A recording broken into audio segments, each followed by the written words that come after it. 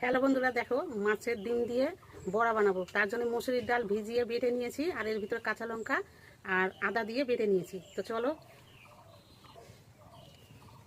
এখানে পেঁয়াজ দিয়ে দিলাম, এখানে কালো জিরা দিয়ে দিলাম, এখানে হলুদ দিয়ে দিলাম, এখানে লবণ দিয়ে দিলাম।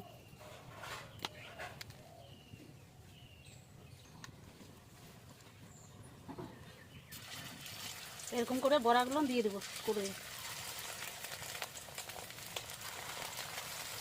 এই বড়াটা কিন্তু খেতে অসাধারণ লাগে।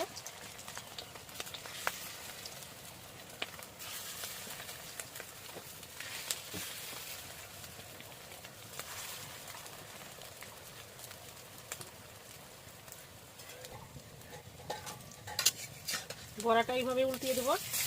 দেখো বড়াগুলো কত সুন্দর রং হয়েছে একবারে। দেখো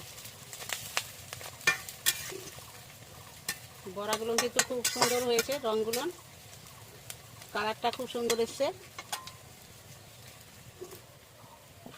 মাছের ডিমের বড়া করতে গেলে যে কোনো ডাল তোমরা 1 ঘন্টা ভিজিয়ে নিবা, ভিজিয়ে বেটে নিবা।